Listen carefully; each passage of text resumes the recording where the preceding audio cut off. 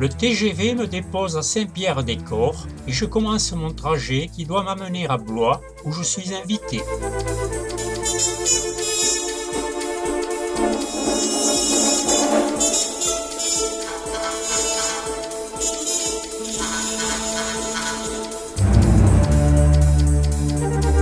Le V6, en s'éloignant par moments de la Loire, traverse les vignobles de Touraine.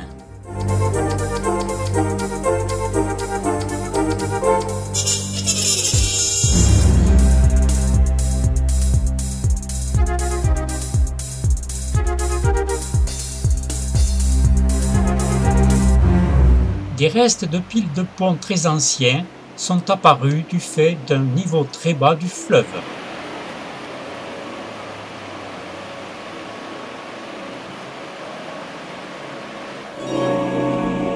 Le plus vaste des châteaux de la Loire, Chambord, a été construit au XVIe siècle par François Ier et son architecture est restée intacte.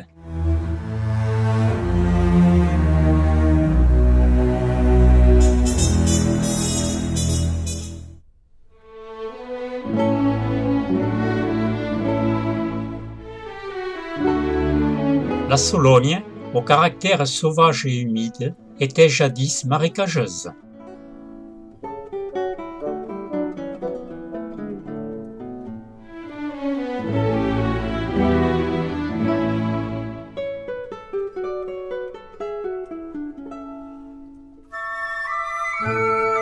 Cette région naturelle a beaucoup de ressemblances avec le département des Landes.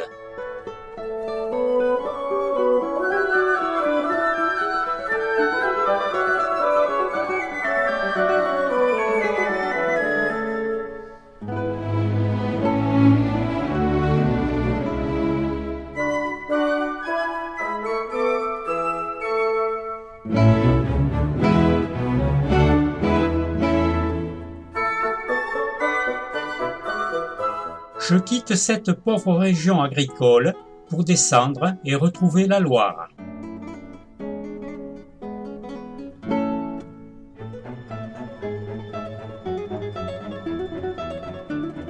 Le canal latéral à la Loire, long de 200 km, va de Digoin à Briare.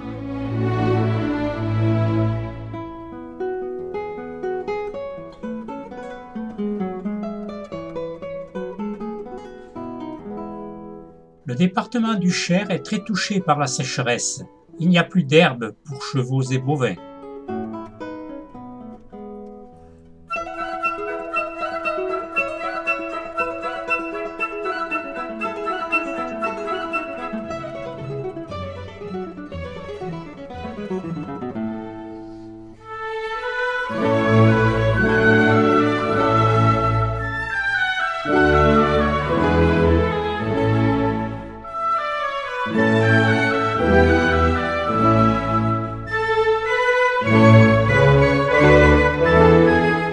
Au bec d'Allier se rencontrent la Loire et l'Allier. Passé le pont-canal, je serai dans la Nièvre.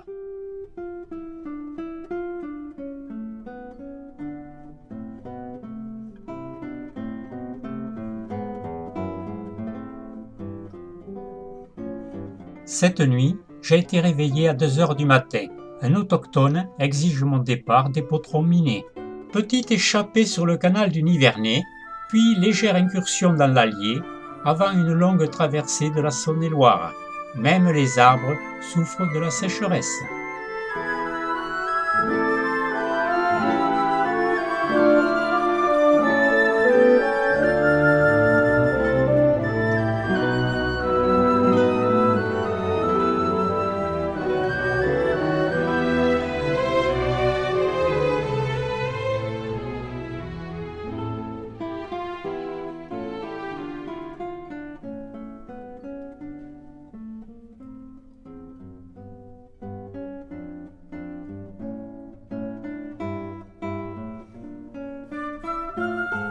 La basilique de Paray-le-Monial est un chef-d'œuvre de l'art roman.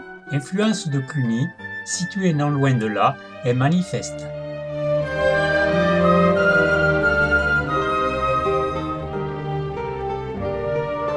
Nous entrons dans le Charolais avant de gravir les collines du Mâconnais.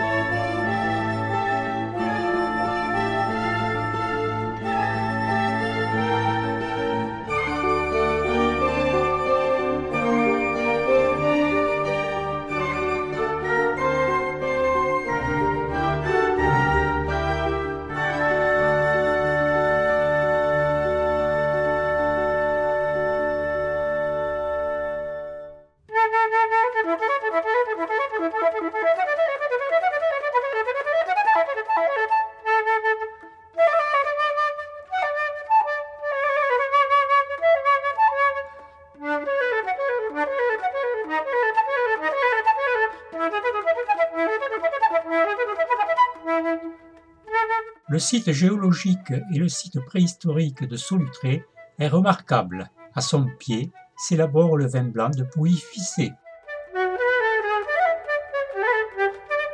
Frôlant le plateau de la Dombe, je traverse la Bresse au relief peu accidenté et au paysage très rural avec ses haies bocagères et ses étangs.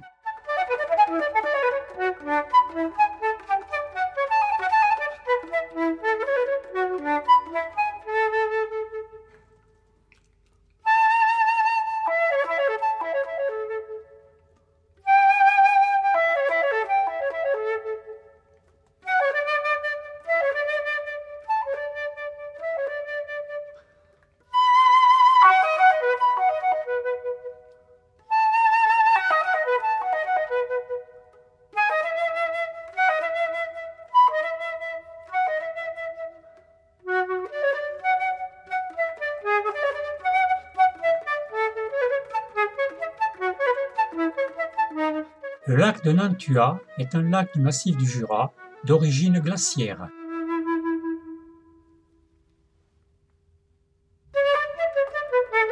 Je passerai la nuit à Nantua, ville du Haut-Bugey, pour, le lendemain, continuer à gravir cette région montagneuse. Les glacières de Silan datent de 1864 et ont fermé en 1916. En hiver, lorsque la glace du lac atteignait 15 cm, les ouvriers découpaient des bandes de 10 mètres par 4 mètres pour les stocker.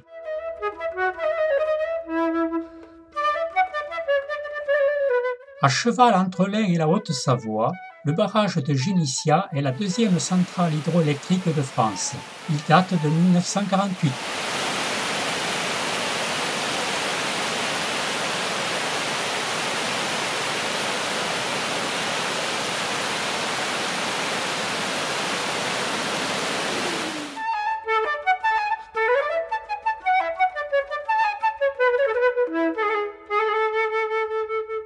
En évitant la route à fort trafic qui traverse le pays de Gex, je rejoins Genève où je serai hébergé.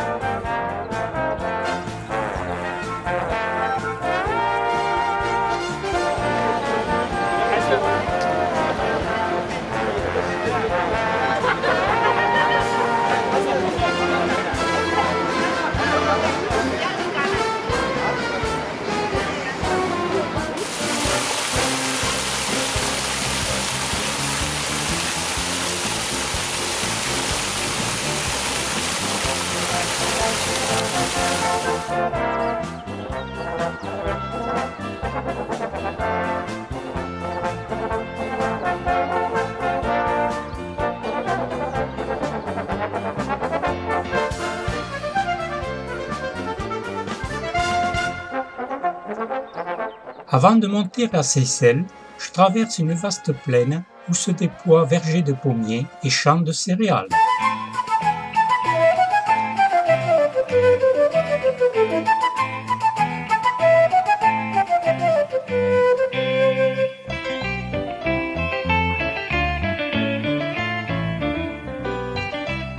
Le défilé de l'Écluse, dans le massif du Jura, a été depuis César un passage stratégique.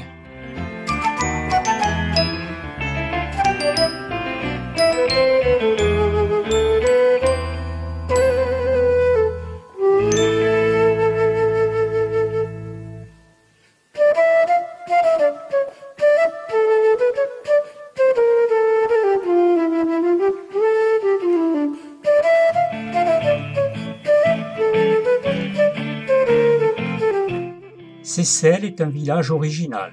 Il est coupé en deux par le Rhône et se trouve donc à la fois dans l'Ain et en Haute-Savoie.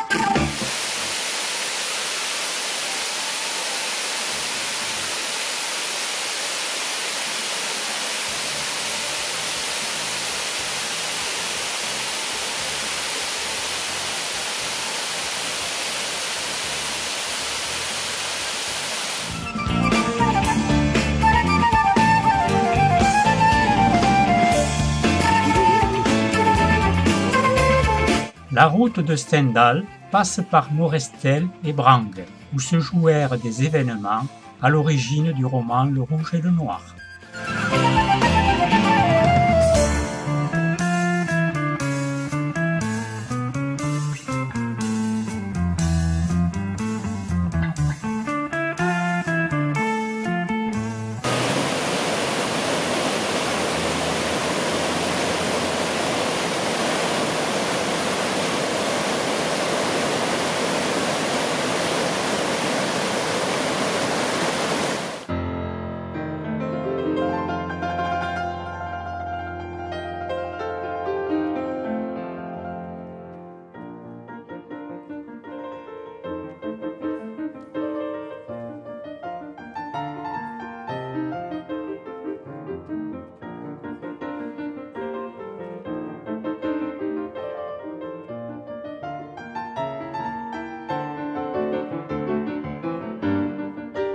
Crémieux conserve des remparts, des maisons anciennes, un couvent avec cloître et une vaste halle du XVe siècle.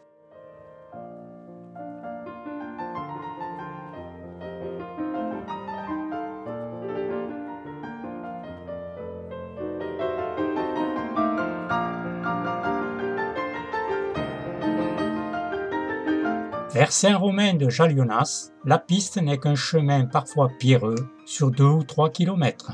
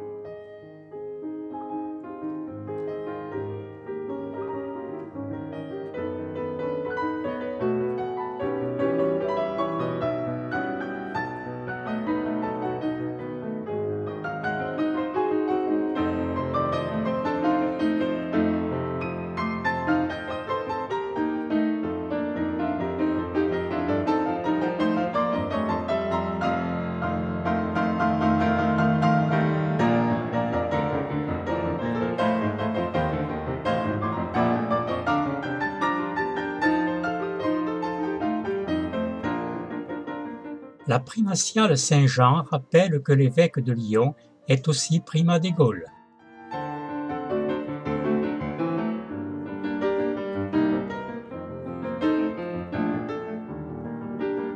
La fresque des Lyonnais, sur une surface de 800 m², a été réalisée en 1995 par une coopérative de peintres muralistes.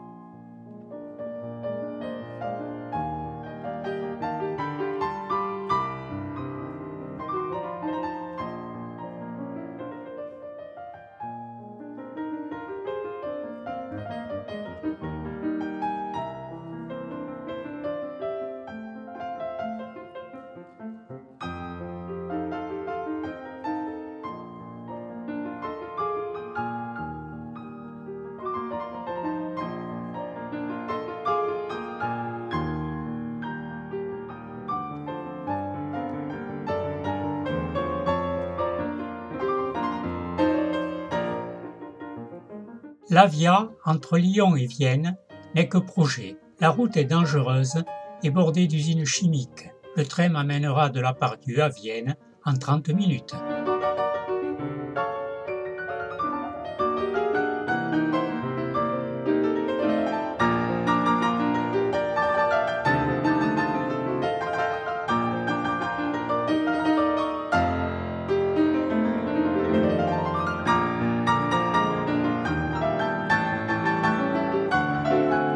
Au sud de Vienne, sur la rive droite du Rhône, sont élaborés des vins réputés. D'abord Côte-Rôtie, vin rouge, puis Condrieu, vin blanc, et ensuite Saint-Joseph, rouge ou blanc.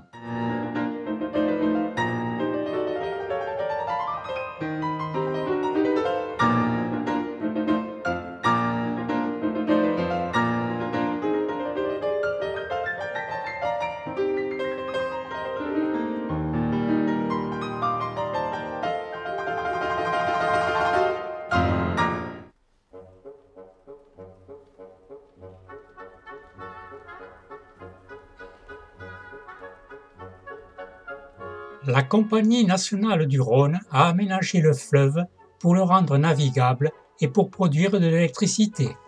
De Lyon à la Méditerranée, ce sont 330 km de voies navigables à grand gabarit, avec 14 écluses.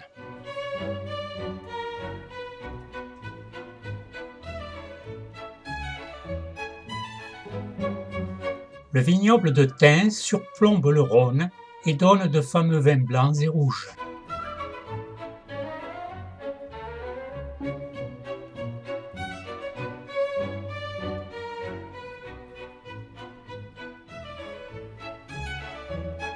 La maison des Têtes, du XVIe siècle, marque le passage du style gothique au style Renaissance.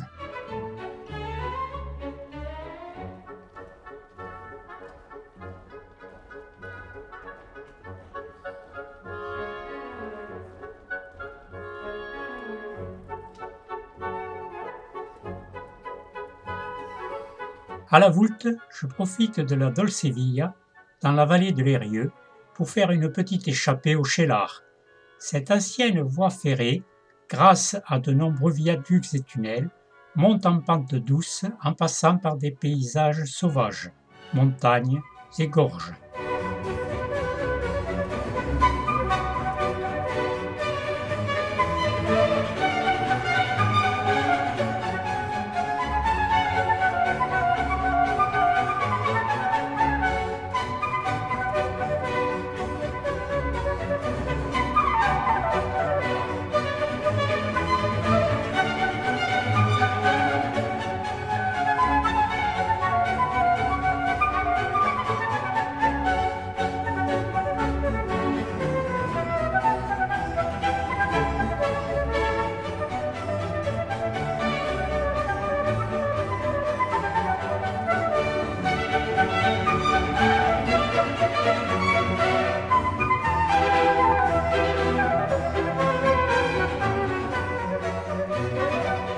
Le château de Rochemaure du XIIe siècle est bâti sur une cheminée volcanique.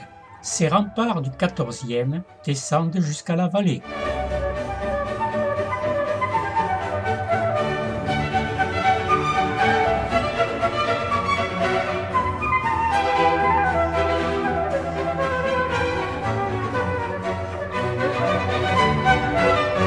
Viviers est un petit village au riche passé médiéval et doté d'une cathédrale du XIVe siècle.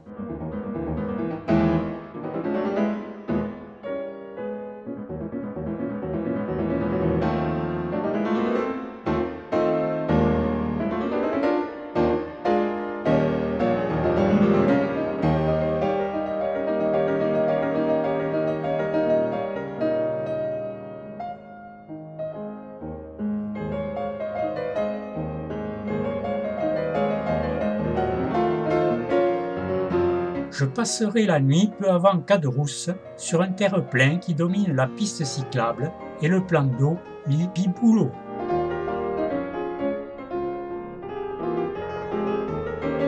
J'évolue sur un terrain plat où le massif des Alpilles m'offre toute sa beauté dans cette lumière matinale. De sévères côtes, fort heureusement courtes, m'amènent à Châteauneuf-du-Pape. Les gros galets apportent la chaleur nocturne ou cèpe de vigne.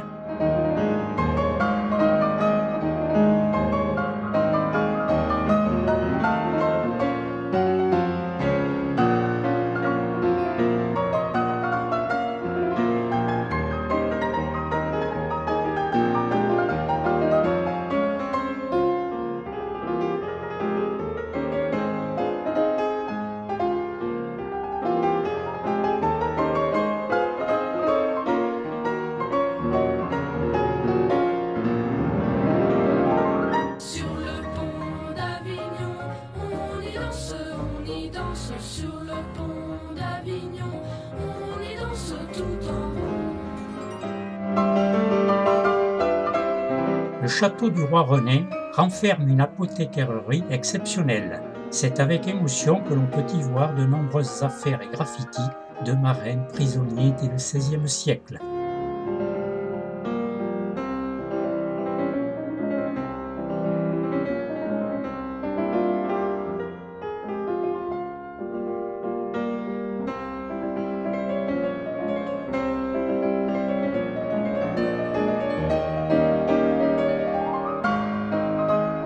Les rizières sont nombreuses dans cette vaste plaine de Camargue, souvent balayée par les vents.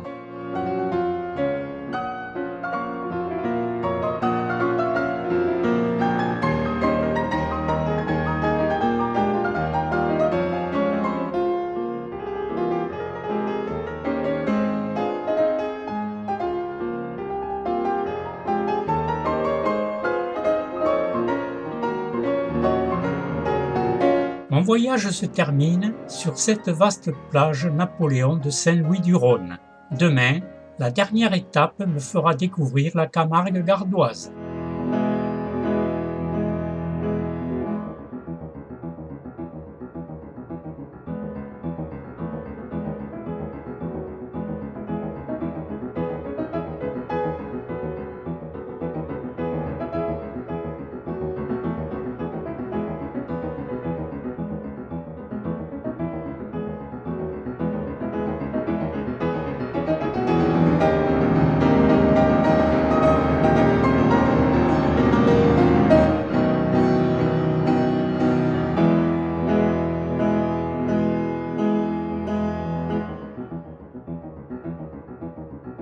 L'eau à salinité trop élevée est évacuée pour permettre la culture de la vigne. Ce milieu pauvre donnera un vin rosé très réputé.